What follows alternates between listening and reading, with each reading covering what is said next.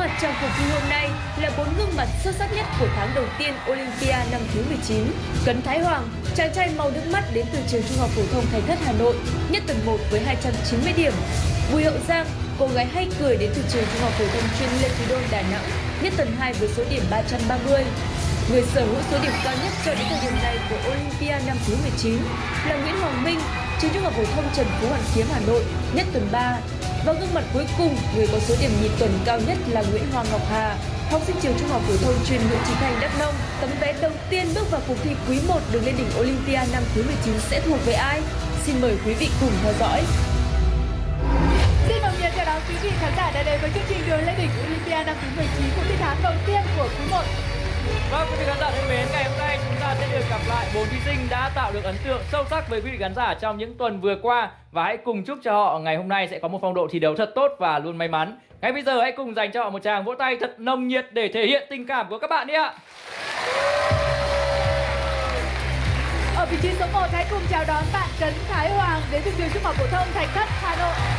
Ở vị trí thứ hai là bạn Nguyễn Hoàng Ngọc Hà đến từ trường Trung học phổ thông chuyên Nguyễn Chí Thanh Đắk Nông. Bạn Bùi Hậu Giang đến từ trường Trung học phổ thông chuyên Lê Quý Đôn Đà Nẵng là người đứng ở vị trí thứ 3. Và ở vị trí thứ tư là bạn Nguyễn Hoàng Minh đến từ trường Trung học phổ thông Trần Phú Hoàn Kiếm Hà Nội.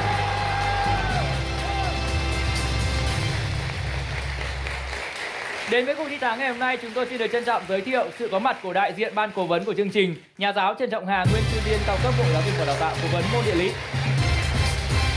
Chúng tôi cũng xin trân trọng cảm ơn sự hiện diện của những vị khách mời đặc biệt là các thầy cô giáo đã có một quãng thời gian gắn bó với 4 nhà leo núi ngày hôm nay. Xin giới thiệu thầy Nguyễn Đức Trung, Phó hiệu trưởng trường Trung học phổ thông Trần Phú Hoàn Kiếm Hà Nội. Cô Đỗ Thị Là, Phó hiệu trưởng trường Trung học phổ thông chuyên Nguyễn Chí Thanh Đắk Nông. Thầy Phí Đình Tuyết, giáo viên trường Trung học phổ thông Thạch Thất Hà Nội. Chúng tôi cũng xin được nhiệt liệt chào mừng đến với trường quay ngày hôm nay đại diện nhà tài trợ Công ty Cổ phần Ô tô Trường Hải, ông Nguyễn Đức Vượng. Không còn những ưu tư, những khuôn mặt căng thẳng hay hồi hộp nữa, những nhà leo núi của chúng ta lúc này đã sẵn sàng cho một hành trình mới và hãy cùng họ khởi động. Tôi có cảm giác như là đang theo dõi phần thi ứng xử trong cuộc thi Hoa hậu ấy ạ. Cuộc thi này có rất là nhiều ý nghĩa đối với bạn. Và em không việc gì phải hối tiếc hay là xấu hổ vì những giọt nước mắt đó. Vâng, đó là một hình ảnh rất đẹp ạ, một hình ảnh rất đáng nhớ.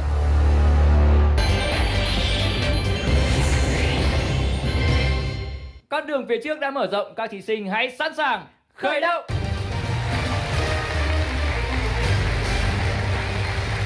Người xuất phát đầu tiên trong hành trình ngày hôm nay là bạn Cấn Thái Hoàng đến từ trường Trung học phổ thông Thạch Thất Hà Nội.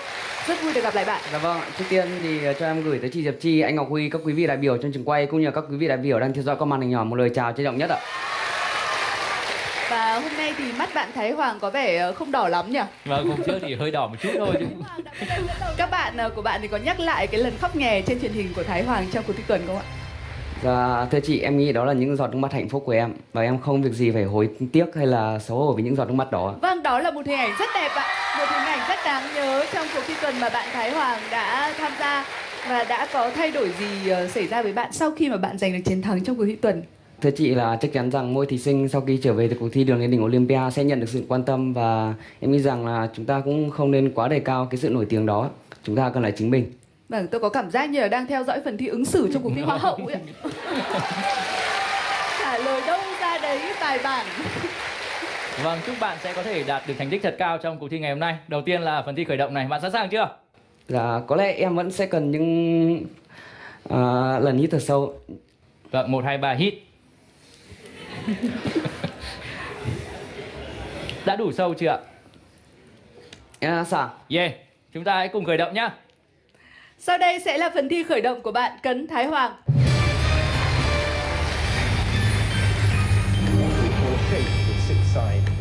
Hexagon. Chính xác. Là nước đầu tiên ở châu Á và là nước thứ 2 trên thế giới phê chuẩn công ước về quyền trẻ em. Bạn có thêm 1 điểm 10 nữa.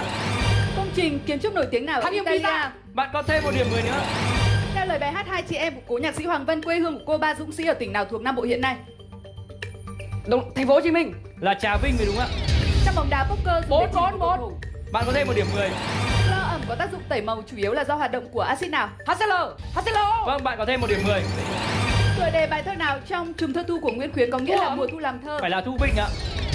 Người đứng đầu mỗi bộ của nhà nước Văn Lang được gọi là gì? Lạc tướng. Đúng là như vậy. Hệ thống thành và cung điện ở kinh thành Huế quay về hướng nào? Đông Nam. Phải là hướng nam ạ. Thịt lợn gạo hay thịt bò gạo là các cách gọi khác của thịt đã nhiệm. Bỏ qua. Nang sán là câu trả lời. Đuôi của sao chổi luôn Đúng, hướng đúng. từ phía mặt trời ra. Đúng như vậy. Hình nào trong các hình sau không phải là hình phẳng, tam giác, tứ giác, lập phương, ngũ giác, lục giác? Bạn có thêm 1 điểm 10 nữa. Vâng, rất quyết tâm. Chúng ta có thể thấy những động tác của bạn Thái Hoàng quyết tâm như thế nào. Và chắc chắn là bạn sẽ hài lòng với số điểm 80. Xin chúc mừng Thái Hoàng. Em cảm thấy rất là thoải mái và hài lòng số điểm của em. Ở phần thi này em thấy có câu hỏi là phù hợp với em và nó rơi vào vùng hiểu biết của em. Vâng, người sẽ khởi động thứ hai là bạn Nguyễn Hoàng Ngọc Hà đến từ trường Trung học phổ thông chuyên Nguyễn Chí Thanh, Đắk Nông. Xin chào bạn. Dạ, em chào chị Chi, chào anh Huy, toàn thể các quý khán giả đang theo dõi chương trình này tại trường quay cũng như trên màn ảnh nhỏ. Em rất vui khi được tham gia chương trình ngày hôm nay. Hôm nay thì bạn có vẻ tươi hơn nhiều ạ. Cảm xúc của bạn như thế nào khi mình là số điểm nhì cao nhất để bước tiếp vào cuộc thi tháng này ạ? Rất là vui ạ. Rất là vui. Nghe vui cũng chưa vui lắm. Rất là hạnh phúc. À, hạnh phúc. Và trước khi mà Ngọc Hà đến với trường quay này thì có lời chúc đặc biệt nào gửi tới bạn không? Dạ, mọi người cũng chúc em thi tốt, giữ bình tĩnh thôi ạ. Chỉ đơn giản vậy thôi ạ. Vâng ạ. Sau cái cuộc thi tuần, mình sẽ có kinh nghiệm gì để đúc rút? Em hy vọng là mình có thể bình tĩnh hơn ạ. Bây giờ thì bạn đang cảm thấy như thế nào trước khi đến với phần thi khởi động ạ? Em hơi hồi hộp một tí ạ. Vâng, các bạn cổ động viên sẽ giúp bạn bình tĩnh hơn để bước vào những câu hỏi đầu tiên ạ. Sau đây là phần thi khởi động của bạn Nguyễn Hoàng Ngọc Hà. Câu hỏi đầu tiên, bất đẳng thức giữa trung bình cộng và trung bình nhân. Chính xác. Qua tác phẩm Vịnh Hoa Thi Hương, Trần Thế Sương cho biết nhà nước bao nhiêu năm? Bạn có thêm 10 điểm. Tại Việt Nam, một trận đấu vật có 2 người vật nhau gọi là một vật. Đôi. Một keo vật mới là đáp án. Trong đoạn bài hát sau, tay cô gái đang làm gì? Làm lúa. Đang vót chồng ạ. Theo truyền thuyết, gia nhân nào của Trần Hưng Đạo nổi tiếng với tài huấn luyện voi? Giá tượng. Chính xác. Virus chỉ nhân lên khi ở trong tế bào chủ, đúng hay sai? Sai. Đúng ạ. Là cái niệm trong dân gian chỉ Từ dân Thăng Long. Thăng Long Thị Trấn. cá rô phi ấp trứng ở đâu? Trong miệng ạ. Nguyên tắc chung của quá trình sản xuất gang trong công nghiệp là khử oxit ở nhiệt độ cao bằng. Carbon. Bằng carbon monoxide. Ở gần trái đất, trọng lực có phương thẳng đứng có chiều từ trên xuống và đặt vào một điểm đặc biệt của mỗi vật được gọi là của vật đó. Trọng tâm. Chính xác. If today is Saturday, the day after tomorrow Sunday. is what? Sunday. Vâng, đáp án cho câu hỏi tiếng Anh là Monday và rất tiếc là thời gian đã hết. Bạn Ngọc Hà đã giành được 50 điểm sau phần thi khởi động. Chúc mừng bạn. Vào cuộc thi đầu tiên thì các kiến thức đều nằm trong phần hiểu biết của em. Tuy nhiên là vì mất bình tĩnh nên em làm không được tốt ạ. 50 chưa phải là điểm số hài lòng của em. Người tiếp theo khởi động cùng chúng ta là bạn Bùi Hậu Giang đến từ trường Trung học phổ thông chuyên Lê Quý Đôn, Đà Nẵng. Xin chào bạn. Em xin chào hai vị MC cũng như các vị khán giả đang theo dõi chương trình này. Em tên là Bùi Hậu Giang, học sinh lớp 11B1 trường Trung học phổ thông chuyên Lê Quý Đôn, Đà Nẵng ạ. Cái kỷ niệm bạn nhớ nhất trong cuộc thi tuần là gì? Dạ em nghĩ là cái việc mà em bấm chuông chướng ngại vật ạ. Bởi vì thật ra thì lúc đó em cũng hơi phân vân không biết có bấm không và em bấm đại. Thì khi em nhìn lên màn hình thì em thấy bạn Quốc Anh cũng vừa mới bấm ngay sau em ạ. Và thì em cũng phân vân giữa rất là nhiều đáp án. Và cuối cùng thì em nghĩ là em đã nghe theo cái đáp án đầu tiên của mình và may mắn là đúng ạ. Vâng, và tôi không nghĩ đó là những may mắn mà bạn Hậu Giang chia sẻ đâu. Bạn là một người rất giỏi và có số điểm sau cuộc thi tuần là 330 điểm cơ. Thế còn với những người cùng chơi thì bạn đã có thời gian tiếp xúc với họ chưa và bạn nhận xét thế nào về từng người ạ? Em thấy bạn Thái Hoàng là một người rất là quyết tâm và em thấy rất là nghiêm túc đối với cuộc thi này. Vâng. Và em nghĩ là cuộc thi này có rất là nhiều ý nghĩa đối với bạn. Còn bạn Ngọc Hà thì bạn cũng là một bạn nữ và em thấy là bạn cũng thi đấu rất là tốt. Càng thi đấu thì bạn ấy càng hay và càng bộc lộ được nhiều cái ưu điểm của mình. Còn bạn Hoàng Minh thì bạn nó có rất là nhiều điểm mạnh và nó nổi trội như là nhanh nhạy và cũng có hiểu biết rất là rộng ạ. Chứng tỏ là bạn Hậu Giang đã nghiên cứu rất kỹ những người cùng chơi với mình ngày hôm nay. Vâng, bây giờ thì bạn đang cảm thấy như thế nào trước khi đến lượt khởi động của mình? Dạ em cảm thấy đã sẵn sàng ạ. Và tôi luôn thấy nụ cười của bạn nở trên môi, thế là vui rồi. Vâng, bây giờ bạn đã sẵn sàng rồi, chúng ta hãy cùng đến với phần thi khởi động của bạn Hậu Giang.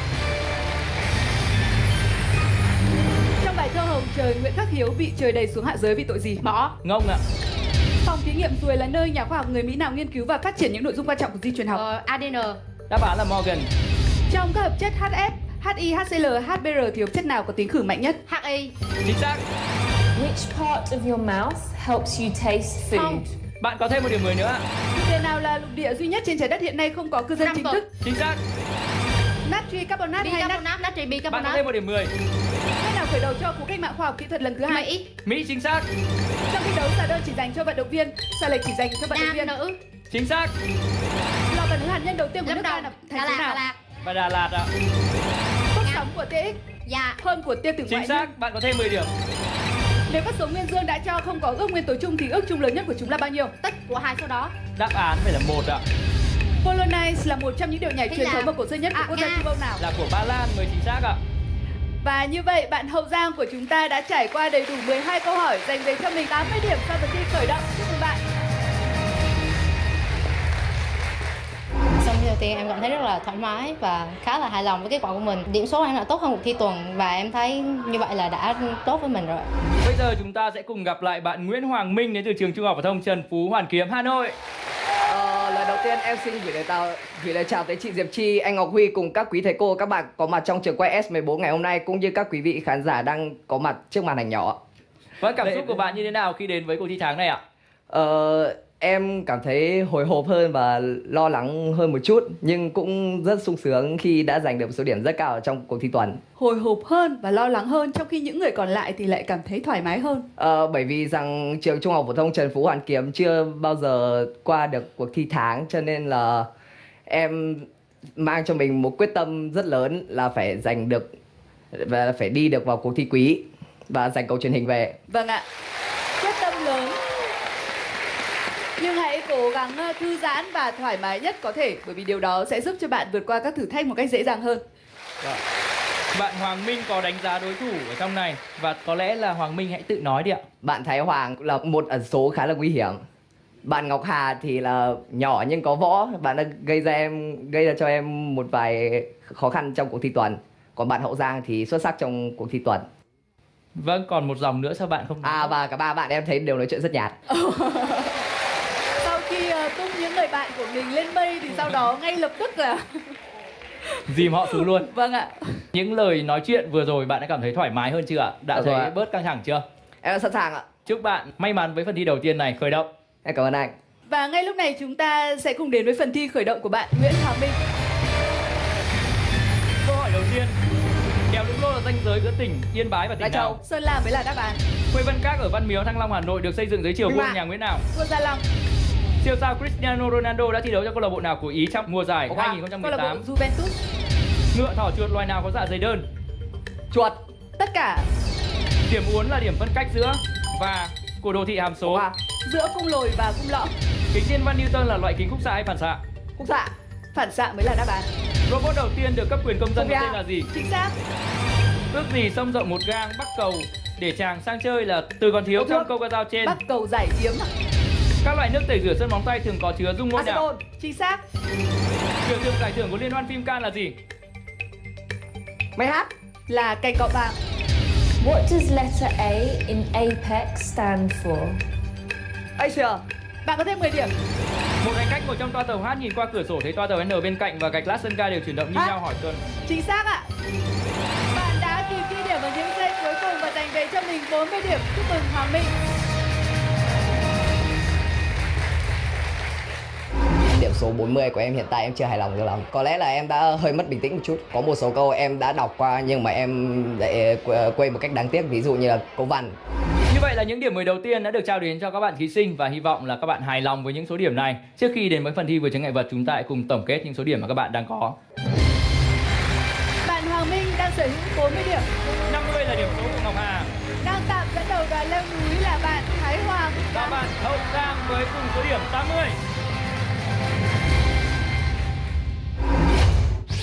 Trong phần thi khởi động, chương trình có hỏi Là nước đầu tiên ở châu Á và là nước thứ 2 trên thế giới phê chuẩn công ước Việt về Nam. quyền trẻ em. Bạn có thêm một điểm 10 nữa. Công ước Liên Hợp Quốc về quyền trẻ em là một công ước quốc tế quy định các quyền dân sự, chính trị, kinh tế xã hội và văn hóa của trẻ em. Các quốc gia phê chuẩn công ước này chịu ràng buộc của các quy định theo luật quốc tế. Việt Nam là nước đầu tiên ở châu Á phê chuẩn công ước của Liên Hợp Quốc về quyền trẻ em vào ngày 20 tháng 2 năm 1990.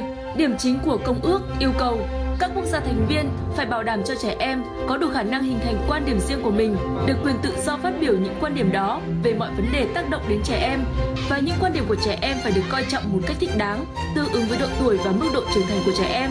Trẻ em có quyền được sống trong một môi trường an toàn mà không bị phân biệt đối xử. Trẻ em có quyền được tiếp cận nước, thức ăn, được chăm sóc y tế, giáo dục và có tiếng nói trong các quyết định có ảnh hưởng đến hạnh phúc, phúc lợi của trẻ. Rất chắc chắn và quả quyết ở phương án của mình đưa ra.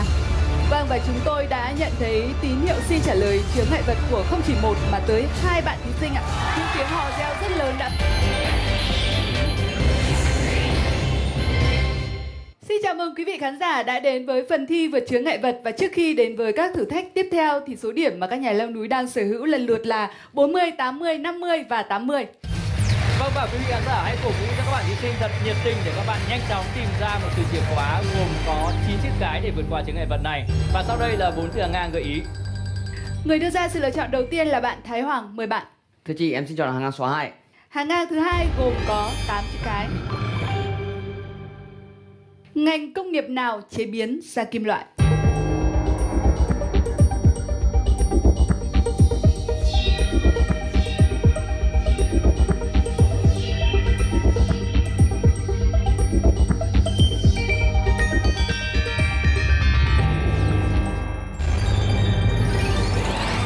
Bạn Thái Hoàng đưa ra câu trả lời là điện phân.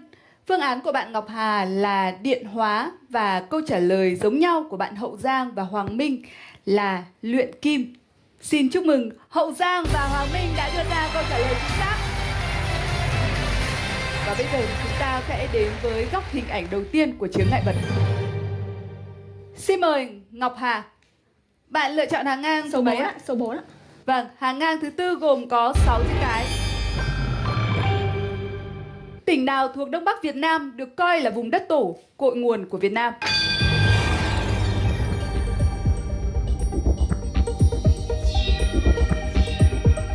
Vâng, và chúng tôi đã nhận thấy tín hiệu xin trả lời chướng ngại vật của không chỉ một mà tới 2 bạn thí sinh ạ. Người đã nhấn chuông nhanh hơn là Hoàng Minh. Em thưa chị, câu trả lời của em là trống đồng ạ. Những tiếng hò reo rất lớn đã vang lên. Và người tiếp theo cũng mong muốn được trả lời chướng ngại vật là bạn Hậu Giang. Phương án của bạn là gì? Câu trả lời của em cũng là trống đồng ạ. Và có lẽ là chia sẻ vừa rồi đã khiến cho bạn Hoàng Minh của chúng ta tự tin hơn một chút, đúng không ạ? Như vậy bạn Hoàng Minh là người bấm chuông nhanh hơn cả, và chúng ta đã nghe rất rõ câu trả lời của Hoàng Minh rồi. Và không biết là Minh Ánh, bạn thân của Hoàng Minh, nghĩ thế nào về câu trả lời của người bạn mình? Dù câu trả lời có thế nào thì bọn tớ vẫn luôn tin tưởng vào cậu. Cố lên Minh ơi! Hoàng Minh cố lên! Hoàng Minh cố lên! Tôi vẫn còn nhớ trong cuộc thi tuần thì Hoàng Minh cũng đã rất xuất sắc tìm ra chướng ngại vật và giành trọn vẹn số điểm cao nhất 80 điểm. Cái tình huống đó với cái tình huống hôm nay khi mà bạn quyết định nhấn chuông thì có khác nhau nhiều không ạ? Em thưa chị là em cũng thấy khác nhau khá nhiều, nhưng em khá là chắc chắn về câu trả lời của mình ạ. Và bạn có nghĩ là những từ hàng ngang còn lại lẫn những góc hình ảnh còn lại có thể sẽ đẩy cái suy nghĩ của chúng ta ra một hướng khác không? Em nghĩ là không. Rất chắc chắn và quả quyết ở phương án của mình đưa ra. Vâng ạ. Lúc này thì Hoàng Minh sẽ vươn lên dẫn đầu đoàn leo núi ạ. Thêm một lần nữa, chàng trai này đã thành công trong việc tìm ra chướng ngại vật. Từ khóa của ngày hôm nay là trống đồng.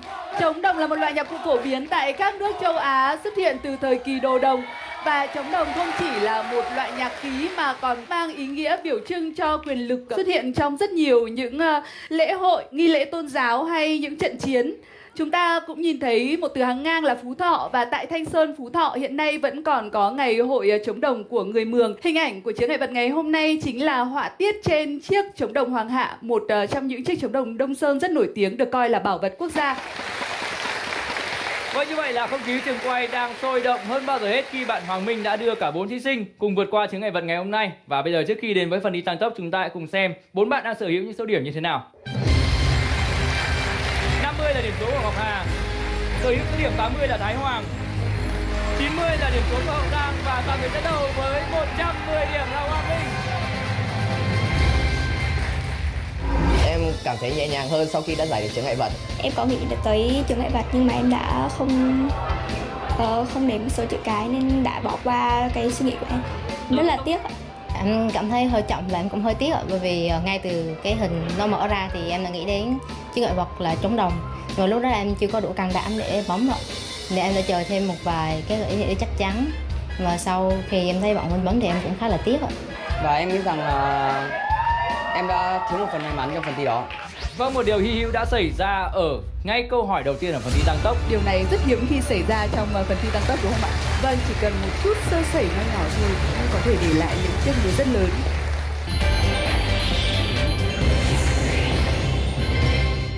Cách đây ít phút chúng ta đã thấy bạn Hoàng Minh nhanh như thế nào trong việc vượt qua chướng ngại vật. Và không biết là ở phần thi này ai sẽ là người nhanh hơn cả tăng tốc. Đây là một trong những phần thi kịch tính và mang lại nhiều cảm xúc nhất của chương trình Đường lên đỉnh Olympia. Ở đó thì số điểm tối đa 40 sẽ dành cho người trả lời nhanh và chính xác nhất. Hãy cùng chờ xem ai là chủ nhân của số điểm đó từ câu hỏi đầu tiên. Vâng, ở trên màn hình thì chúng ta có thể thấy có 3 hình chữ nhật có kích thước 2x3 và ở trong mỗi hình chữ nhật nhỏ ở bên trong chứa những hình ảnh trái tim, mặt trời hoặc mặt trăng. Và câu hỏi của chúng tôi là hãy điền hình thích hợp vào dấu hỏi chấm. Chúng tôi đưa ra những đáp án là A, B, C, D và E. 30 giây bắt đầu.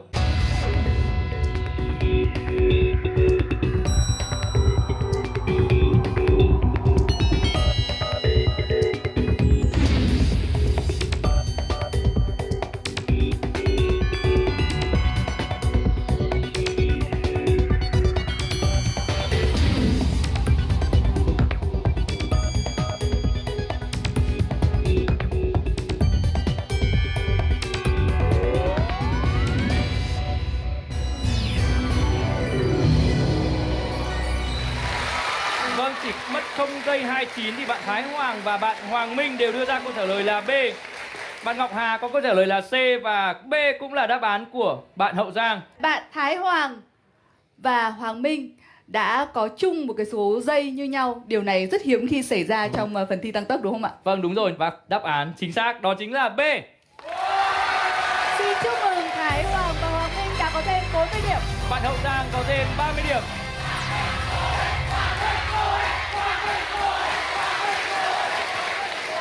Vâng, một điều hy hữu đã xảy ra ở ngay câu hỏi đầu tiên ở phần thi tăng tốc. Và không biết là ở câu hỏi thứ hai này thì có điều gì đặc biệt xảy ra không ạ? Hãy cho biết đây là ai?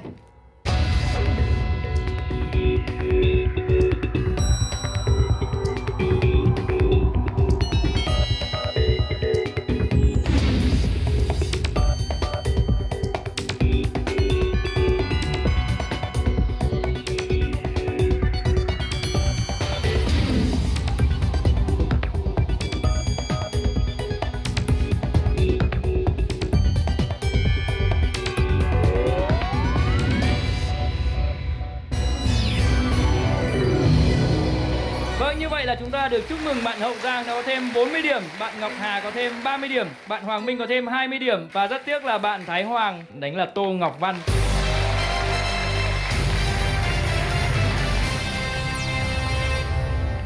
Vâng, chỉ cần một chút sơ sẩy nho nhỏ thôi cũng có thể để lại những tiếc nuối rất lớn. Và trước mắt chỉ còn lại 2 cơ hội ghi điểm thôi, hãy tận dụng tốt nhất có thể nhé. Bây giờ sẽ là câu hỏi thứ 3 của phần thi tăng tốc. Chúng ta có thể nhìn thấy những hình vẽ được đánh số từ 1 đến 4. Cùng với đó ở phía dưới là những chất khí được đánh là A, B, C, D. Và câu hỏi của chúng tôi là sắp xếp các chất khí sau với ứng dụng tương ứng của chúng. 30 giây bắt đầu.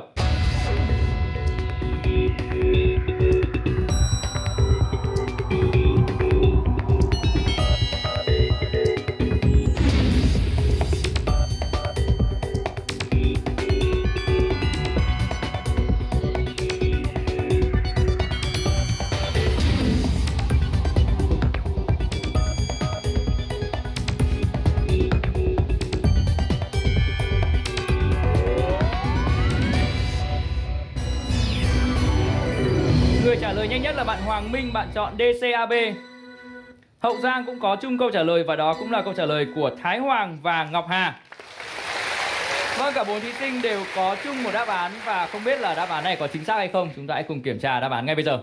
D, C, A, B. Vâng, ở câu hỏi này vị trí số 1 là clo dùng để điều chế nước ra ven. Vị trí số 2 CO2 dùng để dập tắt các đám cháy. Và ethylene kích thích quả mau chín, ammoniac thì sản xuất phân bón, và đó là những ứng dụng tương ứng của những chất khí đó. Và đáp án chính xác đó chính là DCAB. Xin chúc mừng Hoàng Minh đã có thêm 40 điểm, Hậu Giang có thêm 30 điểm. Thái Hoàng có thêm 20 điểm và Ngọc Hà có thêm 10 điểm. Như vậy là các thí sinh của chúng ta tận dụng khá tốt những cơ hội tăng tốc, và bây giờ chắc chắn họ không muốn bỏ qua cơ hội tăng tốc cuối cùng này. Hãy cho biết đây là quốc gia nào?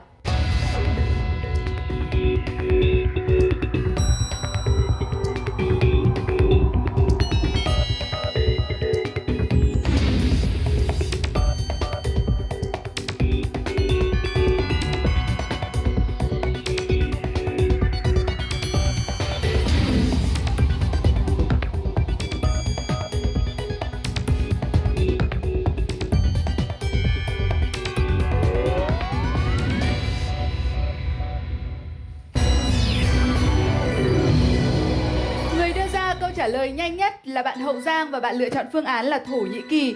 Đó cũng là câu trả lời của bạn Thái Hoàng. Ngọc Hà có câu trả lời là Pháp và Hoàng Minh là Thổ Nhĩ Kỳ. Và như vậy thì chúng ta xin được chúc mừng Hậu Giang đã có thêm 40 điểm, Thái Hoàng có thêm 30 điểm và Hoàng Minh có thêm 20 điểm. Xin chúc mừng tất cả các bạn đã vượt qua phần thi tăng tốc. Vâng, như vậy là chúng ta có thể thấy là những điểm số mà các bạn thí sinh giành được thêm trong phần thi tăng tốc này là khá nhiều. Và đặc biệt là có 2 điểm số 230 đang đồng dẫn đầu đoàn leo núi vào lúc này. Và bây giờ chúng ta hãy cùng xem trước khi đến với phần thi về đích, hành trang các bạn mang theo là những số điểm ra sao. Đang có 90 điểm là Ngọc Hà, sở hữu số điểm 170 là Thái Hoàng, tạm thời dẫn đầu với số điểm 230 là bạn Hậu Giang và bạn Hoàng Minh.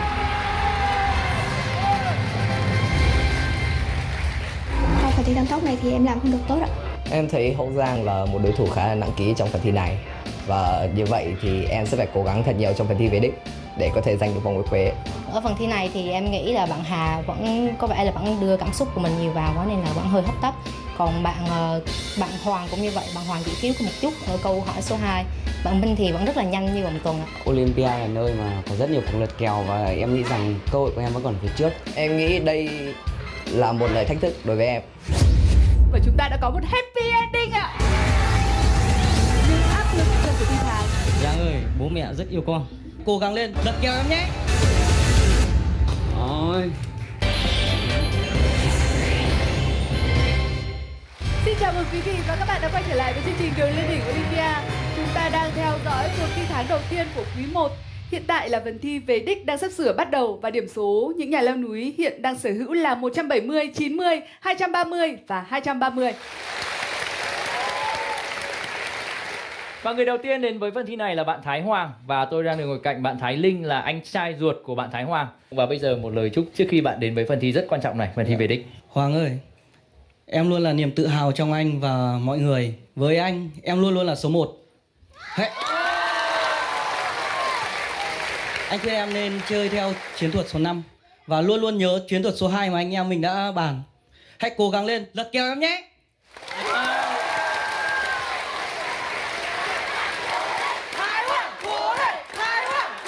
Lúc này thì Thái Hoàng đã sẵn sàng chưa ạ? Dạ em sẵn sàng. Xin mời. Dạ thưa chị em xin chọn. Dạ thưa chị em xin được gói 60 điểm. Chúc bạn thành công với gói câu hỏi 60 điểm của chương trình.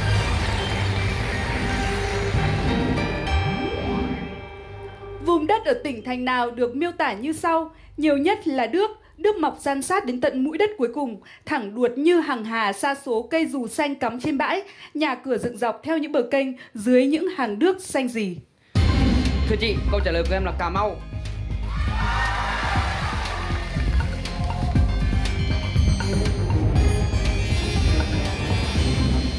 Vừa rồi là những câu được trích trong tác phẩm Đất Cà Mau của Mai Văn Tạo. Xin chúc mừng Thái Hoàng. Bạn đã dễ dàng có được những số điểm đầu tiên trong phần thi về đích. Ở câu hỏi tiếp theo, bạn có muốn lựa chọn ngôi sao hy vọng không ạ? Dạ thưa chị em không chọn ngôi sao hy vọng. Đây là câu hỏi có giá trị 20 điểm. Thuận Thiên là niên hiệu của hai vị vua đã sáng lập ra hai triều đại nào trong lịch sử nước ta? Thưa chị, câu trả lời của em là Lý Công Uẩn và Lê Thái Tổ.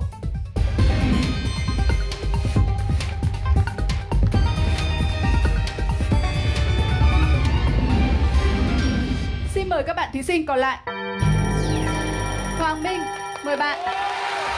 Em đã chịu câu trả lời của em là Lý Thái Tổ và Lê Thái Tổ ạ. Vâng, chúng tôi đã nghe rõ câu trả lời của bạn Hoàng Minh. Các bạn hãy thử đọc kỹ lại câu hỏi đi ạ. Thuận Thiên là niên hiệu của hai vị vua đã sáng lập ra hai triều đại nào trong lịch sử nước ta? Và câu trả lời chính xác phải là nhà Lý và nhà Hậu Lê ạ. Có lẽ là những áp lực của phần thi về đích trong cuộc thi tháng đã khiến cho Thái Hoàng và Hoàng Minh có một chút nhầm lẫn. Nhưng không sao cả, trước mắt Thái Hoàng lúc này vẫn còn có thêm một cơ hội ghi điểm nữa. Và bạn có muốn lựa chọn ngôi sao hy vọng không? Dạ thưa chị, em không chọn ngôi sao hy vọng. Vâng. Bạn hãy trả lời câu hỏi sau đây của nhóm phóng viên Olympia. Xin chào các bạn. Hôm nay tôi mang đến cho các bạn một câu hỏi khoa học như sau. Trên tay tôi là các hóa chất dung dịch HCl, dung dịch natri benzoat trong ống nghiệm. Để tiến hành thí nghiệm, chúng ta nhỏ vài giọt HCl vào trong ống nghiệm. Sau một thời gian, ta thấy trong ống nghiệm có xuất hiện vẩn đục. Các bạn hãy cho biết chất vẩn đục trong ống nghiệm là gì. Chúc các bạn thành công.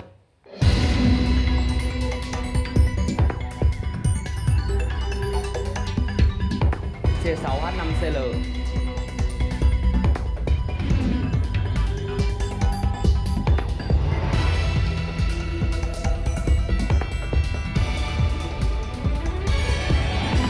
Rất tiếc, đó chưa phải là câu trả lời đúng. Xin mời các bạn thí sinh còn lại.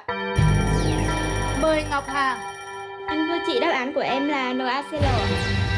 Đáp án chính xác của chúng tôi là axit benzoic C6H5COOH ạ. Ôi. Cảm ơn Thái Hoàng đã hoàn thành phần thi về đích. Bây giờ thì bạn có thể nghỉ ngơi một chút rồi ạ.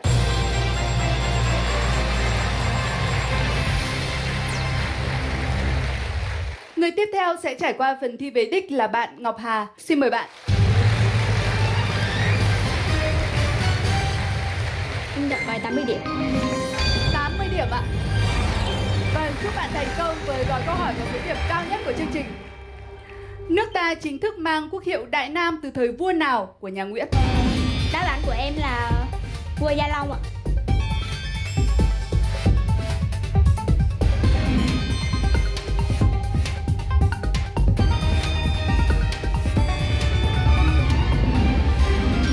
Xin mời các bạn thí sinh còn lại. Mời Hoàng Minh. Em thưa chị, câu trả lời của em là vua Minh Mạng ạ. Chúc mừng Hoàng Minh. Năm 1839 thì vua Minh Mạng đã đổi tên nước ta là Đại Nam và quốc hiệu này đã tồn tại cho tới năm 1945. Bây giờ chúng ta sẽ đến với câu hỏi thứ hai dành cho Ngọc Hà. Bạn có muốn lựa chọn ngôi sao hy vọng không ạ? Em chọn ngôi sao hy vọng. Chúc bạn thành công với ngôi sao may mắn của chương trình. Một số chẵn A bất kỳ nếu có chữ số hàng chục là một số chẵn thì chữ số hàng đơn vị có thể là những số nào để khi chia A cho 2 ta chắc chắn được thương là một số lẻ.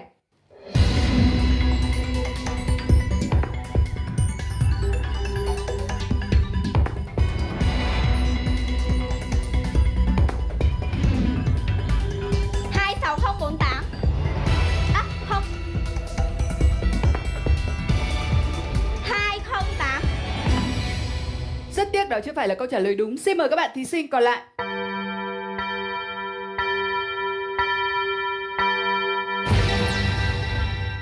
Từ những thông tin được cho ở đầu bài thì chúng ta nhận thấy tận cùng A phải là 0, 2, 4, 6 hoặc là 8. Nếu A có tận cùng là 0, 4 và 8 lại có chữ số hàng chục của A chẵn. Nên khi chia 2 thì thương chắc chắn có tận cùng là 0, 2, 4 đều là số chẵn. Phương án này chúng ta loại. Khi A có tận cùng là 2 và 6, ta chia 2 sẽ được thương chắc chắn có tận cùng là 1 và 3 lẻ thỏa mãn, cho nên đáp án của chúng ta là 2 và 6 ạ. Bạn Hoàng Minh đang tỏ ra rất tiếc nuối. Nhưng mà cơ hội thì đã qua mất rồi. Và bây giờ thì bạn Ngọc Hà sẽ trải qua câu hỏi cuối cùng trong phần thi về đích của mình. Bạn hãy trả lời câu hỏi sau đây bằng tiếng Anh. Hi, I'm Jeff from the United States. I like to study geography when I was in school. We all know there are 4 oceans in Earth. But do you know which ocean is located completely in the northern hemisphere? Good luck! Arctic. Arctic. Arctic.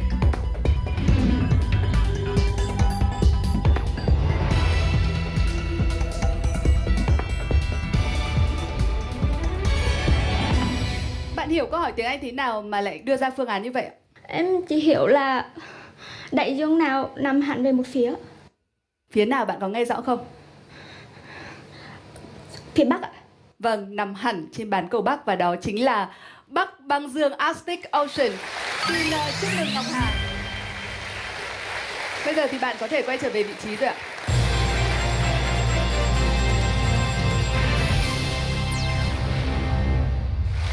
Và bây giờ thì bạn Hậu Giang, người đang tạm thời đứng ở vị trí thứ 2 của đoàn leo núi, sẽ đến với phần thi về đích. Và bên cạnh tôi đây là chú Hà, là bố của bạn Hậu Giang. Và không biết là chú cảm thấy như thế nào khi thấy con gái của mình đang đứng trên sân khấu như thế kia? Giang ơi, qua 3 phần thi vừa rồi thì bố thấy con rất là cố gắng. Chỉ còn một phần thi nữa thôi, cơ hội đang ở phía trước. Bố mong con là hãy bình tĩnh và giữ một tinh thần rất là thoải mái. Giang ơi, bố mẹ rất yêu con. Gia đình luôn luôn là chỗ dựa của chúng ta, đúng không Hậu Giang? Hậu Giang đã sẵn sàng để tiến tới vị trí về đích chưa ạ? Dạ em sẵn sàng ạ. Xin mời.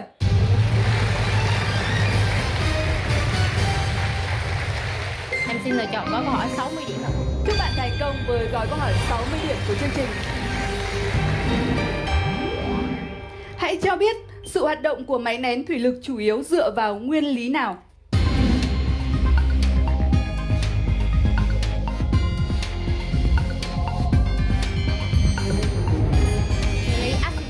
Nguyên lý Archimedes. Xin mời các bạn thí sinh còn lại. Mời Ngọc Hà. Dạ thưa chị, đáp án của em là nguyên lý Pascal ạ. Chúc mừng bạn, nguyên lý Pascal là câu trả lời chính xác. Bây giờ chúng ta sẽ đến với câu hỏi thứ 2 dành cho Hậu Giang. Tìm số tự nhiên nhỏ nhất có 5 chữ số khác nhau, chia hết cho 2, 5 và 9.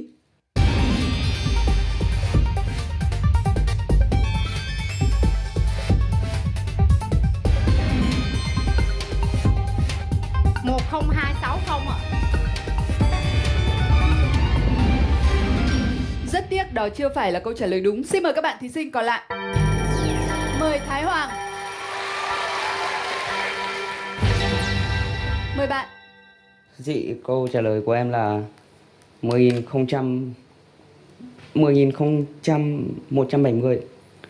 10.170. Bạn Thái Hoàng đã quên mất một chi tiết quan trọng trong đề bài là các chữ số phải khác nhau ạ. Đẳng cấp Singapore và hơn thế nữa, đó chính là V-City, đại đô thị với quy mô chưa từng có.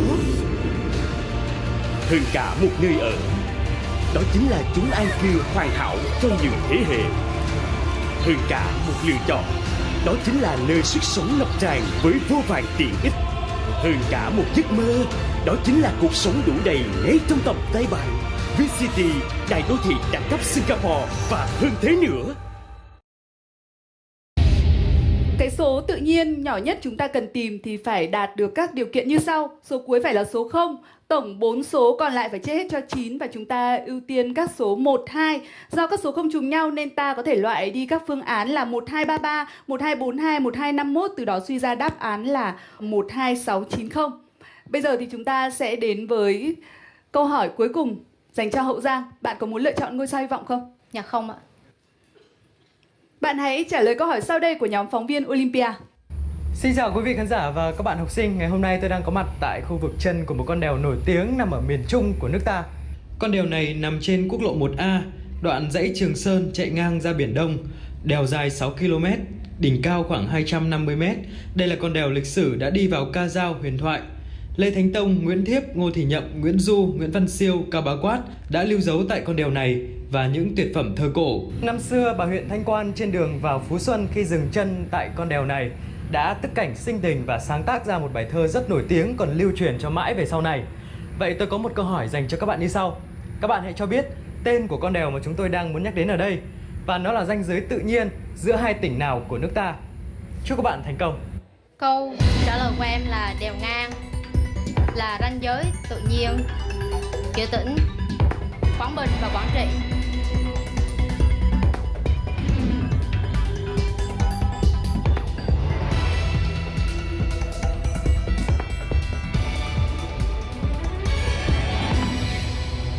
Xin mời các bạn thí sinh còn lại.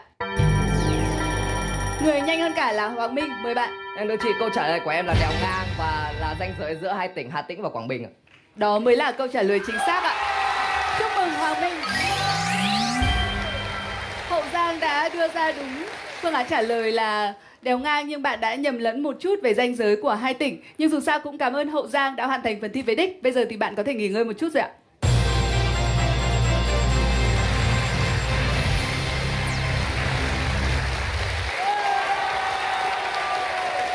Tôi đang được ngồi ở chỗ của nhóm cổ động viên của bạn Hoàng Minh, và đặc biệt là bên phải là mẹ của bạn Hoàng Minh, cô Bình. Bây giờ một lời nào đó để dặn dò con trai mình ạ, xin mời cô. Con hãy tự tin vì mẹ là lúc nào cũng yêu con, luôn bên con và sát cánh để con đi đến hết những cái cuộc thi này. Và bây giờ thì Hoàng Minh đã sẵn sàng để tiến tới vị trí về đích chưa? Em đã sẵn sàng ạ. Xin mời.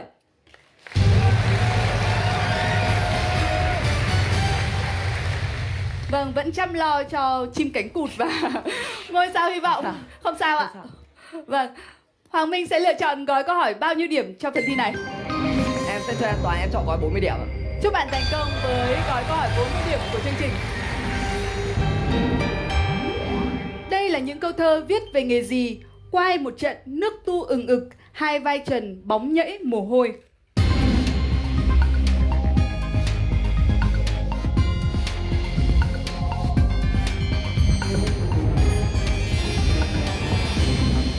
Không có câu trả lời nào được đưa ra cả. Và xin mời các bạn thí sinh còn lại.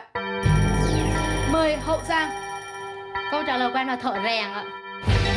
Bạn đã từng nghe thấy những câu thơ này chưa ạ? Dạ có rồi, nhưng mà em không nhớ là trong bài nào hết ạ. Vâng, trong chính bài thơ tên là Thợ rèn của Khánh Nguyên. Và chúc mừng Hậu Giang.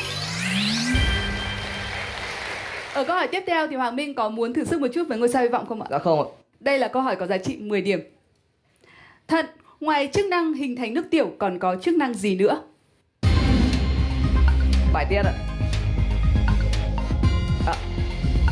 Lọc máu, lọc máu. Thật may là bạn đã kịp thay đổi phương án trả lời. Chúc mừng Hoàng Minh. Em xin lựa chọn ngôi sao hy vọng ạ. Mong là ngôi sao này sẽ mang lại số điểm cao cho Hoàng Minh. Hãy cho biết quốc gia nào có lãnh thổ nằm ở cả Đông Nam Á lục địa và Đông Nam Á hải đảo. Câu trả lời của em là Malaysia.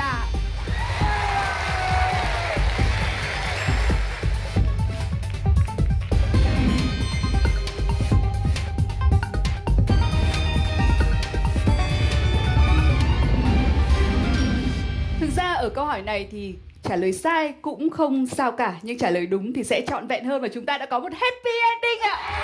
Xin chúc mừng Hoàng Minh một kết thúc rất tuyệt vời. Hoàng Minh đã thực sự vô địch rồi ạ. Cảm ơn bạn và bây giờ thì bạn có thể yên tâm quay trở về vị trí rồi.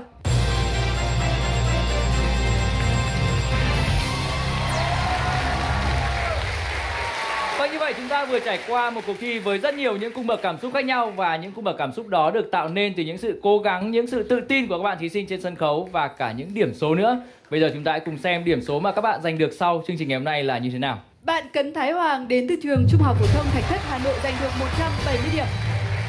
Bạn Nguyễn Hoàng Ngọc Hà đến từ trường Trung học phổ thông chuyên Nguyễn Trí Thanh Đắk Nông giành được 65 điểm. Bạn Bùi Hậu Giang đến từ trường Trung học phổ thông chuyên Lê Thị Đôn Đà Nẵng giành được 200 điểm. Và bạn Nguyễn Hoàng Minh đến từ trường Trung học phổ thông Trần Phú Hoàn Kiếm Hà Nội giành được 310 điểm.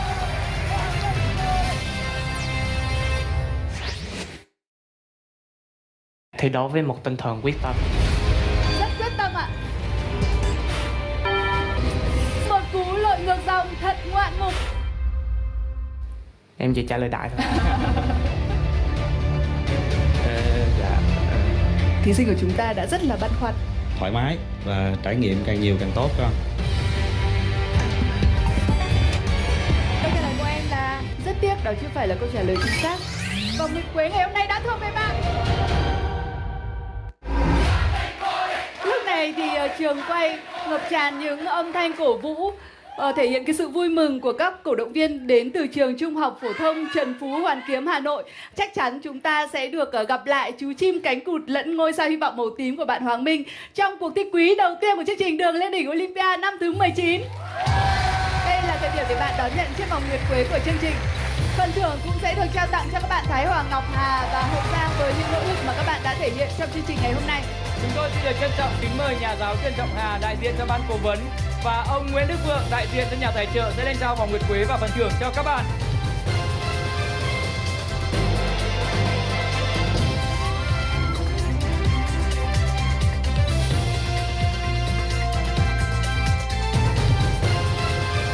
Thí sinh đạt được giải nhất trong cuộc thi tháng sẽ nhận được số tiền thưởng 6 triệu đồng từ nhà tài trợ của chương trình, Công ty cổ phần ô tô Trường Hải.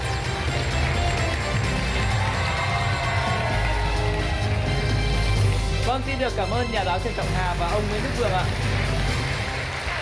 Vâng, như vậy là một hành trình nữa lại qua đi và chúng ta lại được chứng kiến một cuộc thi với rất nhiều những cảm xúc, những phút vỡ hòa trong niềm vui chiến thắng, cùng với đó là những giọt nước mắt tiếc nuối.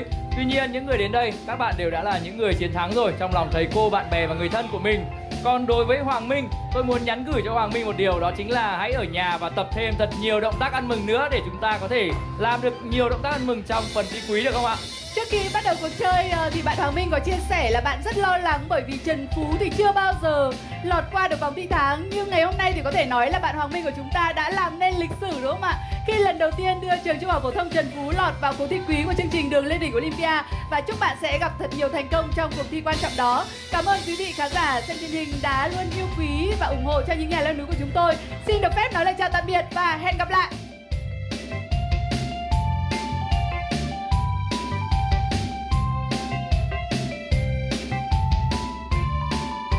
Em rất hạnh phúc vì đã vượt được người tiền bối của mình là anh Nguyễn Trần Minh Hoàng, thí sinh Olympia năm thứ 13. Em rất hạnh phúc vì đã một bước tiến gần hơn ước mơ tổ truyền hình về trường Trung học phổ thông Trần Phú Hoàn Kiếm.